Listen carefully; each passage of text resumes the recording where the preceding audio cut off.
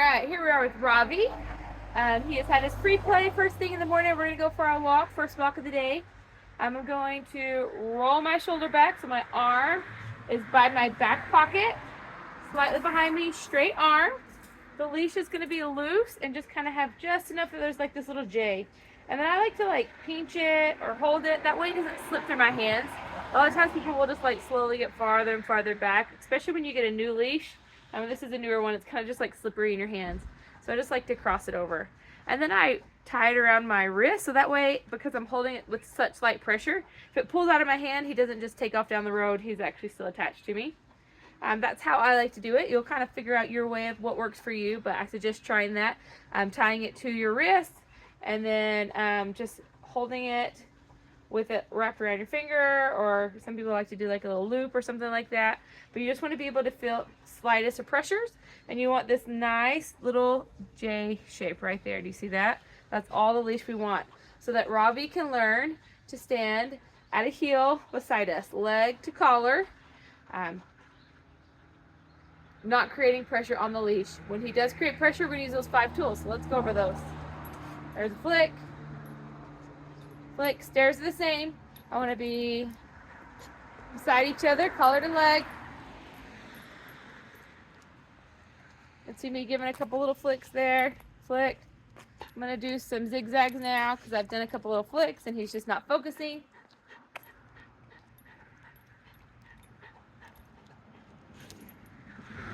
There we go. Got some zigzags happening.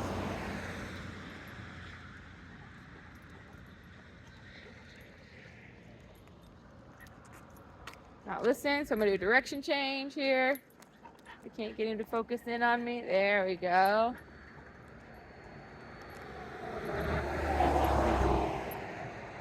Before we cross the street, I'm going to have him do a reset, put his bum down, and just wait while we wait for traffic.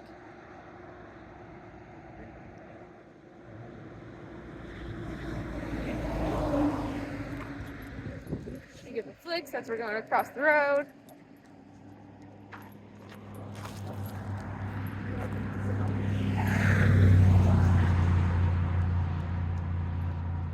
I'll do a roll back. And so we're just going to keep walking and working on a nice loose leash. I want Ravi to stay beside me. We're going to be partners.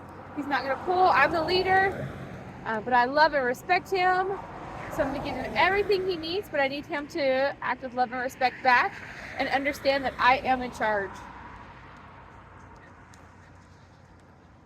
He's just giving just a tiny bit of pressure, so I'm just going to give it a little flick. Again, I want 0 pressure. Sometimes people will be like, well, it feels way better than it did, which is awesome. But if we want him to be able to grow past this point, there has to be 0 pressure on the leash. And our goal is for him to grow and grow and grow into whatever lifestyle works best for y'all. For me, I really like a long leash, off leash simulation, where I can just drop the leash or put the leash around my waist and go for runs or jogs or bicycle rides or whatever, and have my dog know that I'm there and he is with me and listening. But I'd never be able to accomplish that if he had slight pressure on this leash. There's got to be no pressure on this leash. So I'm just picking one of those 5 tools each time, maybe coupling them together, and I want him to walk with me. We just used the bathroom, so all these plants are really good marking plants, but we're not going to mark anything. If I feel that he needs to really actually use the bathroom, I will stop at that big open field again, like I did last time when I showed you how to use the restroom on leash. But I don't think he needs to go. I think he's just wanting to mark stuff. So I'll let him use the bathroom when we get back at the house into our yard.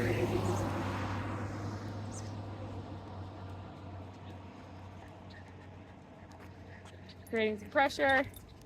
Do a roll back.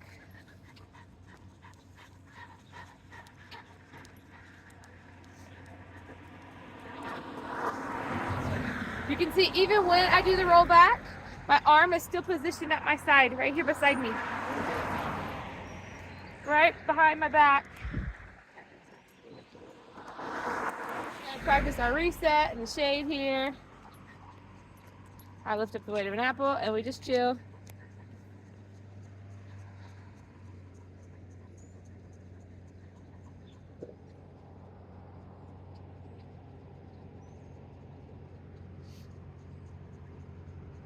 His patiences are getting so much better.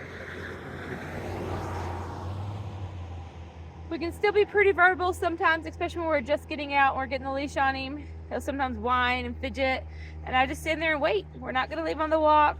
We're not going to put his leash on him until he can be calm, cool, and collected. So I need him to learn he gets all things good by being chill.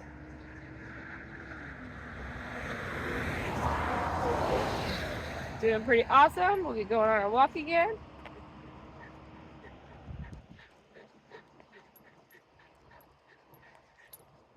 Gave a little flick there. Another little flick.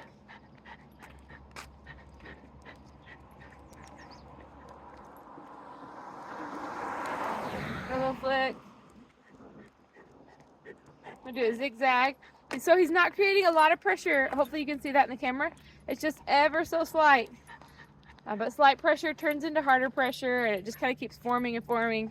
And again, like I was saying, if we want him to be able to lose the nose piece off the nose and just use a slip lead, or do that long leash off leash simulator, I need him to not create any pressure.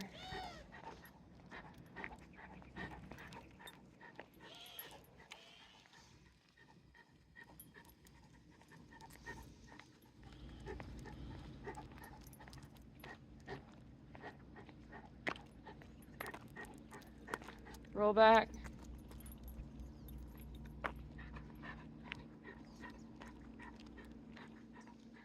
And this is what we're going to keep practicing. So we're going to do a nice long walk this morning. I like walking longer in the mornings because it's so cool outside. I think I put this in the video. If I didn't, I just want to remind everyone, you do got to be careful doing walks in the afternoon because the asphalt can get really hot. So I would encourage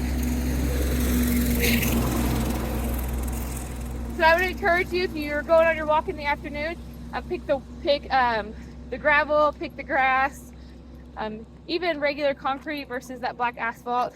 Just feel it with the back of your hand, and make sure that his pads are going to be okay. It's just getting hot, so we just want to be careful for that one.